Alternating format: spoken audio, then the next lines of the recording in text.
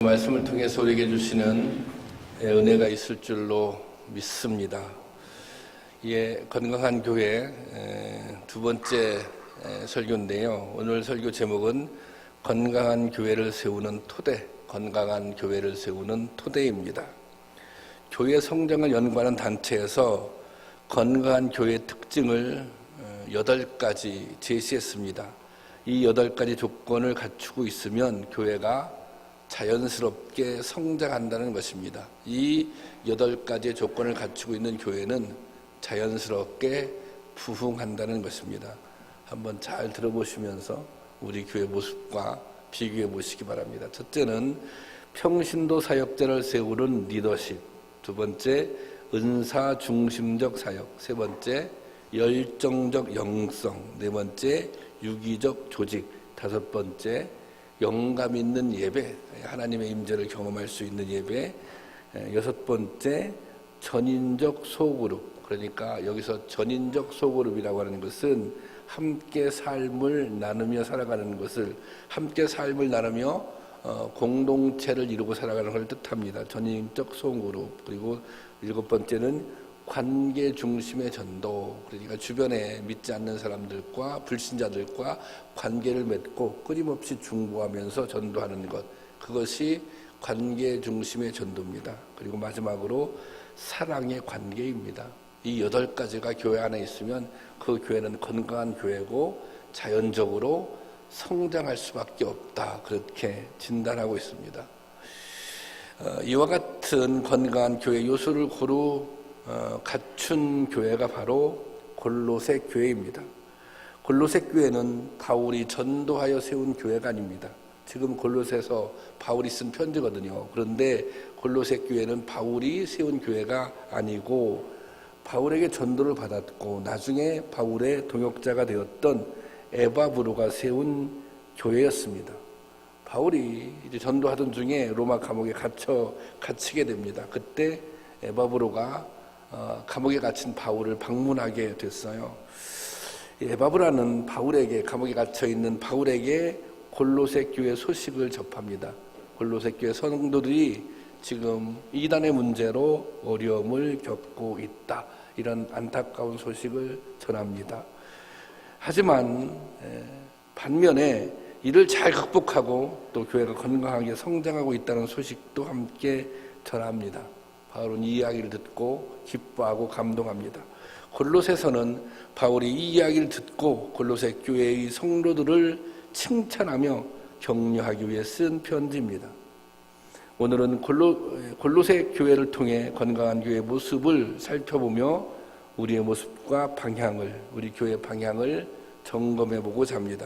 첫 번째, 골로새 교회에서 배우는 건강한 교회를 세우는 토대는 균형 있는 믿음입니다. 모든 생명체가 건강하게 성장하기 위해서는 성장에 필요한 요소들이 균형을 이루어야 합니다. 식물이 건강하게 자라기 위해서는 햇빛, 물, 공기가 다 있어야 합니다. 우리의 신앙도 성장하기 위해서는 믿음, 소망, 사랑, 이 3가지 요소가 균형을 이루어야 합니다. 열심히 있어 믿음이 좋은 것 같지만 사랑이 없는 성도도 있고, 사랑은 많은데 믿음의 고백이 부족하기도 하고, 믿음도 있고 사랑도 있는데 하나님 나라에 대한 분명한 소망이 없는 경우도 있습니다. 오늘 우리가 읽은 본문 3절에 보면 사도 바울이 골로새 교회 성도를 생각하며 하나님께 감사드린다, 그렇게 기록되어 있습니다. 3절 말씀인데요. 3절 말씀에 이렇게 기록되어 있어요. 우리가 너희를 위하여 기도할 때마다 하나님 곧 우리 주 예수 그리스도의 아버지께 감사한다. 너희를 생각할 때마다, 너희를 위해서 기도할 때마다 우리는 하나님께 감사한다. 그런데 그 감사 이유가 4절과 5절에 나와 있습니다. 4절 한번 볼까요? 4절 다 함께 시작. 이는 그리스도 예수 안에 너희의 믿음과 모든 성도에 대한 사랑을 들었으며, 자, 이는 그리스도 예수 안에 너희의 믿음과, 예수를 그리스도라고 고백하는 분명한 믿음이 골로새 교회 성도들에게 있었다는 것입니다. 그리고 그 다음에 뭐예요? 성도에 대한 사랑도 있었다는 것입니다.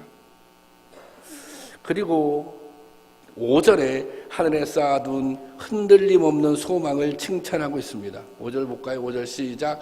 너희를 위하여 하늘에 쌓아둔 소망으로 말미암음 곧 너희가 전에 복음의 진리의 말씀을 들은 것이라. 그러니까 이 골로새 교회는 믿음, 소망, 또 사랑이 잘 균형을 이루고 있는 교회였습니다. 그리고 이렇게 골로새 교인들이 균형 있게 신앙이 성장할 수 있었던 이유는 그들이 복음을 듣고 하나님의 말씀을 듣고 진리를 듣고 깨달았기 때문이라고 바울이 말합니다. 제가 6절은 세 번역으로 올려놨습니다. 다 같이 보겠습니다. 시작. 이 복음은 온 세상에 전해진 것과 같이 여러분에게 전해졌습니다. 여러분이 하나님의 은혜를 듣고서 참되게 깨달은 그날부터 여러분 가운데서와 같이 온 세상에서 열매를 맺으며 자라가고 있습니다. 골로새 교회 성도들은 복음을 단순히 새로운 지식으로 받아들이지 않았습니다. 그들은 복음을 통해서 하나님의 은혜를 깨달은 것입니다. 복음을 통해서 하나님이 우리를 얼마나 사랑하는지 하나님의 사랑을 깨달은 것입니다. 왜 하나님께서 예수님을 이 땅에 보내주셨는지, 왜 예수님께서 우리의 죄를 대신해서 십자가에 못 박혀 죽게 되었는지 주님의 은혜, 주님의 사랑을 깨닫게 된 것입니다. 주님의 사랑을 깨닫고 나서, 주님의 은혜를 깨닫고 나서 그들은, 성도들은 서로 사랑하게 되었고 주님께서 약속하신 천국의 소망을 붙들고 살게 된 것입니다. 그래서 그렇게 살다 보니 자연스럽게 그들이 살고 있는 세상에 영향력을 끼치게 된 것입니다. 세상에서 열매를 맺게 된 것입니다. 그러니까 그들은 복음을 들었습니다. 복음을 듣는 게 중요합니다. 여러분, 하나님 말씀을 듣고 있습니다. 듣는 게 중요합니다. 그런데 듣다가 뭐가 있어야 돼요? 깨달아야 됩니다. 말씀이 깨달아져야 돼요. 그리고 깨달아진 말씀, 깨닫는데 그치는 것이 아니라 그 말씀대로 살아야 하는 것입니다. 말씀대로 실천해야 하는 것입니다. 복음을 듣고 깨닫고 실천하면 자연적으로 세상에 영향을 미치게 된다는 것입니다. 자연적으로 부흥하는 교회가 된다는 것입니다. 여러분, 신앙의 성숙은 시간이 가면 저절로 이루어지는 것이 아닙니다. 1년 믿고 5년 믿고 10년 믿고 이렇다고 해서 시간이 가면 성숙이 이루어지는 것이 아니라 예수님을 그리스도라고 고백하는 분명한 믿음의 고백, 성도들에 대한 사랑, 하나님 나라에 대한 흔들림 없는 소망이 있을 때 성숙한 신앙으로 자라날 수 있는 것입니다. 여러분, 복음을 듣고 깨닫는 것이 중요합니다. 은혜를 깨닫는 것이 중요합니다. 여러분들은 복음을 깨달으셨습니까? 여러분들은 주님의 은혜, 주님의 사랑을 깨달으셨습니까? 그렇다면 그 깨달은 주님의 은혜가, 깨달은 복음이 믿음으로, 그리고 사랑으로, 그리고 소망으로 우리의 삶 속에서 나타나야 하는 것입니다. 여러분, 아는 것과 실천이, 아는 것과 사는 것이 균형을 이루고 일치해야 성숙한 믿음입니다. 그런 성도가 건강한 교회를 만듭니다. 그리고 세상을 향해 영향력을 나타낼 수 있는 것입니다. 바라기는 믿음, 사랑, 소망이 균형을 이루는 그런 믿음을 갖기를 원합니다. 지식과 실천이 조화를 이루는 그런 믿음을 갖기를 원합니다. 그래서 오늘 본문 말씀 6절처럼 온 세상에 열매를 맺으며 살아갈 수 있는 저와 여러분들이 될 수 있기를 주님의 이름으로 축원합니다. 그리고 이 건강한 교회를 세우는 토대, 골로새 교회에서 배우는 두 번째 교훈은 신실한 일꾼입니다. 골로새 교회 안에는 신실한 일꾼들이 있었어요. 좋은 리더들이 있었습니다. 사람이 태어나서 한 인간으로 바르게 자라나는 데 있어서 가장 중요한 역할을 하는 것은 부모입니다. 그렇잖아요. 여러분, 부모님의 영향을 가장 많이 받지 않습니까? 이것은 아무리 강조해도 지나치지 않을 것입니다. 그래서 이런 말이 있어요. 문제아가 문제가 아니라 문제의 부모가 문제다. 예. 우리가 너 문제하다 그렇게 얘기하잖아요. 문제아가 문제가 아니라 문제의 부모가 문제다. 혹시 여러분 자녀를 보면서 이 아이가 왜 그렇게 문제가 있지? 그러면 먼저 자기 자신을 생각해 보시기를 바랍니다. 이것은 자녀의 성장에 부모의 역할이 결정적인 영향을 미친다는 것입니다. 그런데 신앙생활의 성장도 마찬가지입니다. 여러분들이 신앙생활을 하면서 어떤 영적인 지도자를 만나느냐, 어떤 영적인 지도자를 만나서 신앙의 영향을 받고 돌봄을 받느냐가 아주 중요합니다. 건강한 교회는 반드시 건강한 지도자들이 있습니다. 건강한 교회는 건강한 리더십이 있습니다. 제가 이 말씀을 준비하는데 정말 섬찟하더라고요. 나는 어떤 영적인 지도자인가? 나에게 돌봄을 받는 영적 양식을 먹는 성도들은, 양들은 어떤 영향을 받으며 살아가고 있을까? 골로새 교회에는 신실하고 헌신적인 지도자들이 있었습니다. 먼저 바울의 전도로 복음을 믿게 된 후 열정적으로 헌신하며 골로새 교회를 세운 에바브라가 있습니다. 오늘 본문 말씀 7절 한번 볼까요? 다 같이 7절 시작. 이와 같이 우리와 함께 종된 사랑하는 에바브라에게 너에게 배웠나니 그는 너희를 위한 그리스도의 신실한 일꾼이요. 그랬습니다. 우리와 함께 무엇된 종된. 그리고 너희는 누구에게 배웠어요?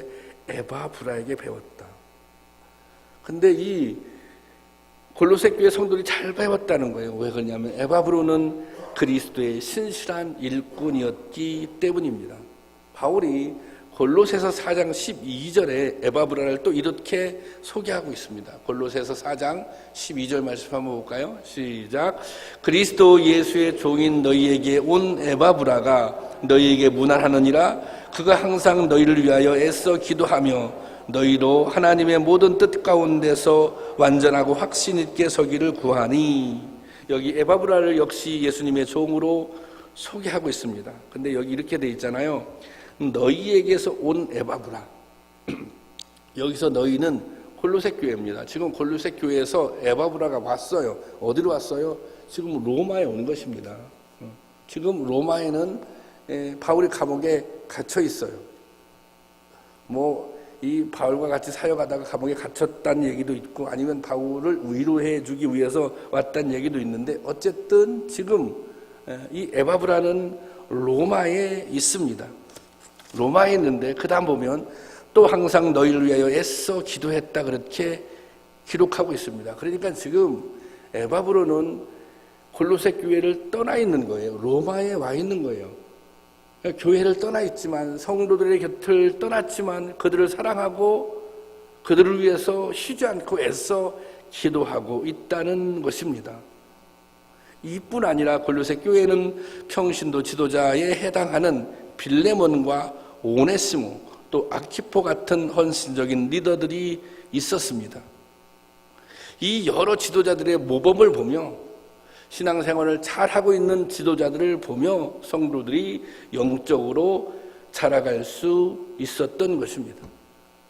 그래서 건강한 교회에는 반드시 이처럼 좋은 리더들, 신실한 일꾼들이 존재한다는 것입니다. 교회 안에서 성도들이 바른 믿음으로 성장하기 위해서는 반드시 모범을 보여주는 리더들이 필요합니다. 삶을 통해서 모범이 되는 리더들이 필요합니다. 그 역할 누가 해야 할까요? 제가 해야 되겠죠. 장로님들이 해야 되겠죠. 권사님들이 해야 되겠죠. 셀 리더들이 해야 되겠죠. 여러분, 참 기쁜 교회의 모습은 어떻습니까?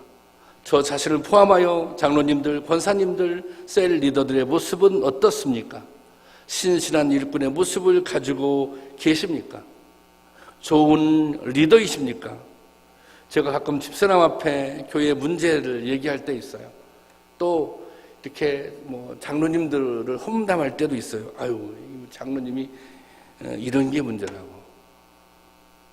이런 얘기를 많이 하지는 않습니다. 근데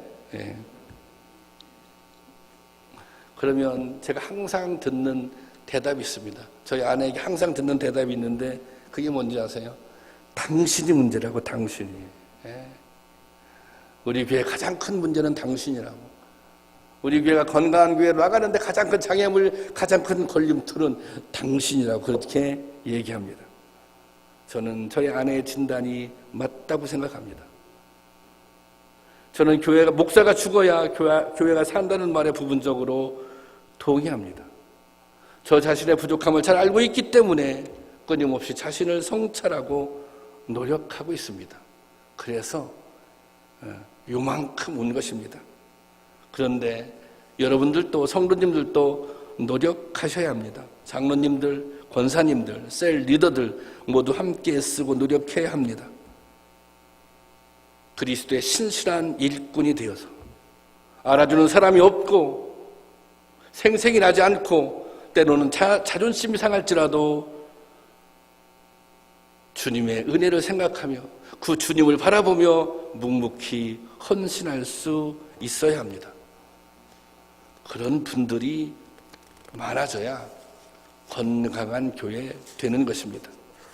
바라기는 우리 모두 주님의 신실한 일꾼이 될 수 있기를 주님의 이름으로 축원합니다.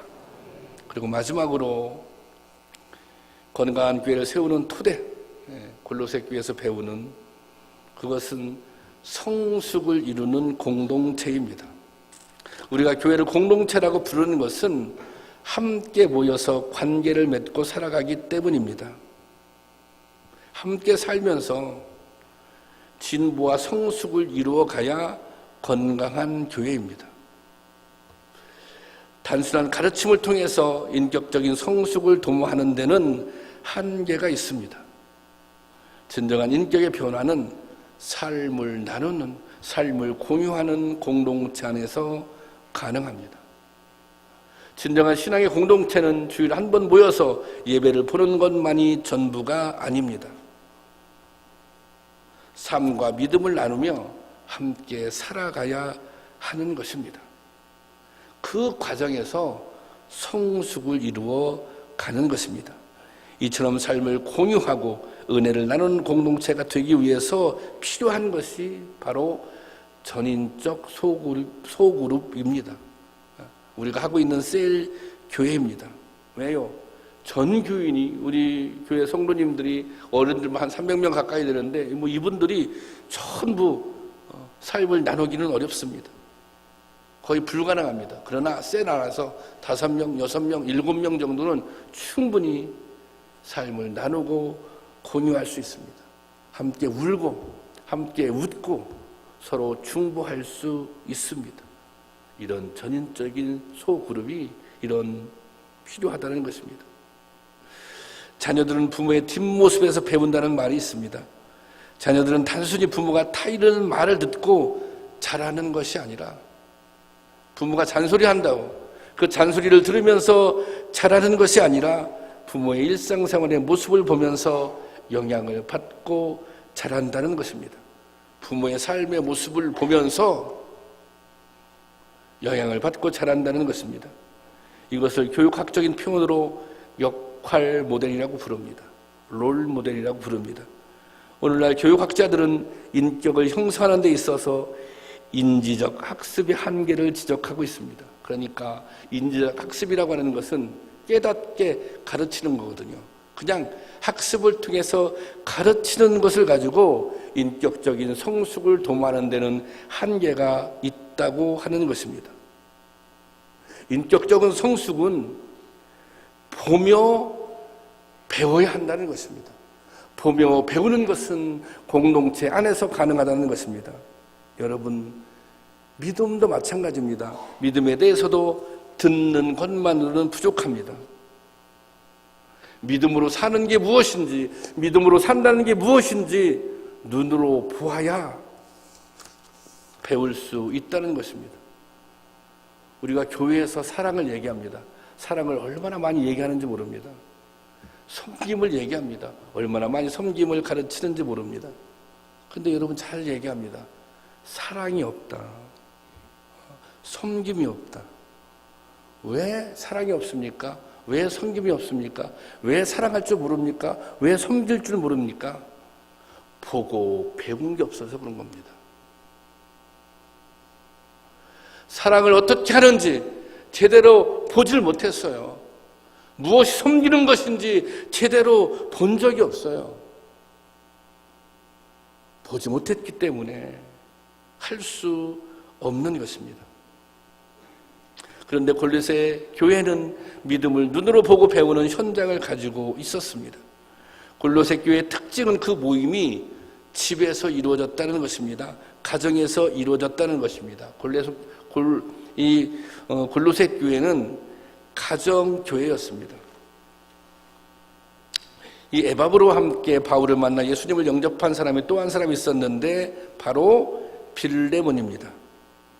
빌레몬은 주님을 영접하고 자기 집을 예배 처소로 제공했습니다. 빌레몬서 1장 2절에 보면 자매 아비아와 우리와 함께 병사된 아키뽀와 네 집에 있는 교회에 편지하노니, 바울이 빌레몬에게 편지를 썼어요. 그런데 여기 네 집에 있는 교회, 이 교회가 빌레몬의 집에 있는 교회인데 이 교회가 바로 골로새 교회입니다. 그러니까 빌레몬은 골로새 교회의 아주 중요한 지도자였습니다. 당시 빌레몬은 상당히 재력 있는 부자였습니다. 그는 예수님을 믿은 후 자신의 집을 교회로 내어 주었습니다. 그래서 그 지역에 있는 수많은 사람들이 빌레몬의 집에 찾아와 예배를 드리며 평안을 누렸다고, 은혜를 받았다고 성경은 기록하고 있습니다. 빌레몬서 1장 7절 말씀인데 함께 보겠습니다. 시작. 형제여, 성도들의 마음이 너로 말미암아 평안함을 얻었으니 내가 너희 사랑으로 많은 기쁨과 위로를 받았노라. 이게 빌레몬에게 하는 말이에요. 너로 말미암아 내가 너의 가정을 예배 처소로 내어주어서 그곳에서 예배드리는 가운데 우리가 얼마나 많은 평안함을 얻었는지 모른다. 그 사랑 때문에 기쁨을 얻게 되었다. 빌레몬의 가족이 인과 기도되어 온전한 사랑의 공동체를 이루고 있었음을 보여주는 것입니다. 그러니까 이 빌레몬의 가정은 신앙적으로 모범이 되는 가정이었습니다. 그러니까 이 빌레몬의 집에 드나들면서 골로새 교회 성도들이 예배를 드리는 거예요. 그러니까 당연히 빌레몬의 영향을 받게 된 거죠. 빌레몬의 가정의 영향을 받게 된 거죠. 그래서 이 교인들이 빌레몬을 보면서 믿음으로 이렇게 자녀들을 양육하는구나. 믿음의 부부관계는 이런 것이구나. 온 가족이 힘을 모아서 주님께 이렇게 헌신하는구나. 그런 것들을 빌레몬의 가정을 통해서, 빌레몬을 통해서 배울 수 있었다는 것입니다. 많은 믿음의 가정들이 보고 배웠을 것입니다. 나도 저렇게 가정을 세워나가야지. 나도 저런 믿음을 가져야지. 빌레몬의 삶이, 빌레몬의 가정이 성도들에게 역할 모델, 롤 모델이 되었던 것입니다. 사실 우리가 그런 책임이 있는 거예요. 저 같은 목사가 우리의 가정이 롤 모델이 되어야 할, 역할 모델이 되어야 할 책임이 있는 거예요. 근데 그걸 주장하기에는 제가 너무 부족한 점이 많은 거예요. 장로님들도 마찬가지예요. 여러분들의 가정이 롤 모델, 역할 모델이 돼야 되는 거예요. 그런 부담감을 가져야 되는 거예요. 장로님들의 사역은 개인의 사역이 아니에요. 그래서 가정 사역이지. 그만큼 책임이 있다는 것입니다. 빌레몬서는 1장 25절로 구성되어 있는 짧은 바울 서신입니다. 바울이 빌레몬에게 편지를 썼어요. 편지를 썼는데 그 내용이 어떤 내용이냐면, 이 빌레몬에게는 오네시모라고 하는 종이 있었습니다. 근데 이 종이 빌레몬에게 재상상 손을 입히고 도망쳤어요. 도망쳐서 이게 도망쳤는데 나중에 이 오네시모가 누굴 만났냐면 바울을 만나요. 바울을 만나서 주님을 영접하게 된 거예요. 당연히 바울은 오네시모 얘기를 다 들었겠죠. 그 얘기를 다 듣고 난 다음에 빌레몬에게 편지를 써요. 편지를 쓰는데 그 편지의 내용이 이런 것입니다. 오네시모를 용서해 주어라. 너에게 재상상 피해를 끼치고 도망친 오네시모를 용서해 주어라. 그 다음에 또 한 가지.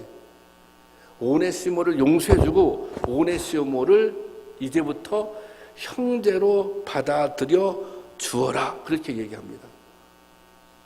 근데 이것은 너무너무 힘든 일이에요. 왜 힘든 일이냐면 그때는 신분제도가 있었습니다. 그리고 종은 가장 이 재산 목록 1호예요.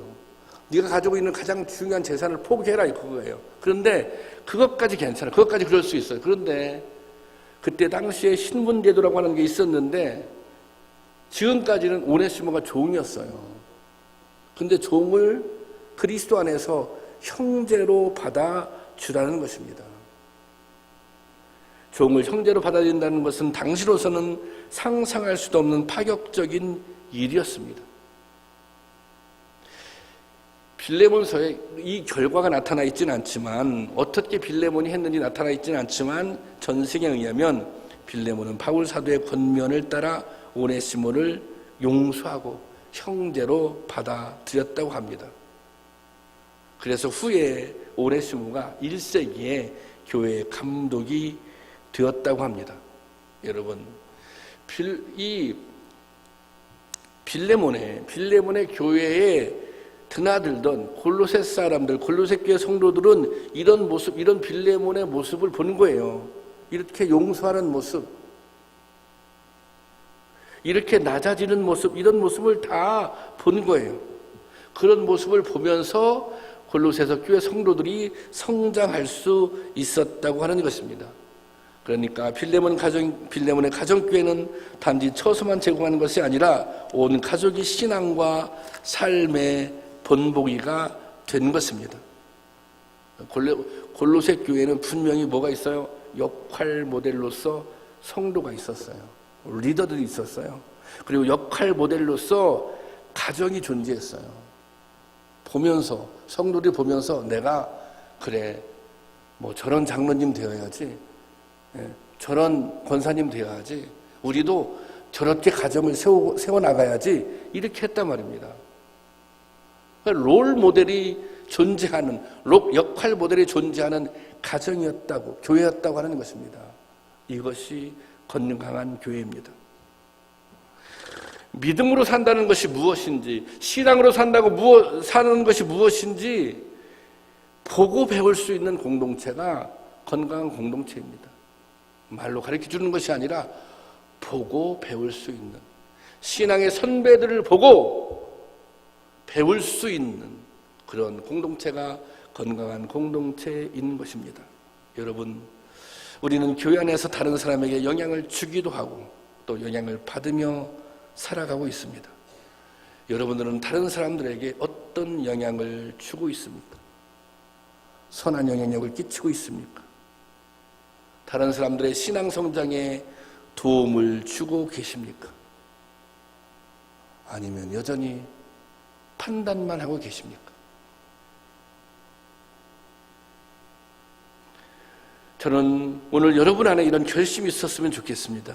내가 부족하지만 앞으로 역할 모델이 되어야겠다. 내가 이런 차원에서 이런 곳에서 역할 모델이 되었으면 좋겠다. 하지만 여러분 너무 어렵게 생각하지 마십시오. 우리가 다 잘할 수 있는 것들 한두 가지씩은 다 있습니다. 제가 예배 시작할 때마다 답답하게 생각하는 게 있는데 우리 예배는 10시 45분에 시작합니다. 11시에 시작하는 것이 아니라 10시 45분에 찬양이 시작되면 이미 예배가 시작된 것입니다. 준비 찬양은 없어요. 찬양이 시작하면 그게 예배의 시작입니다.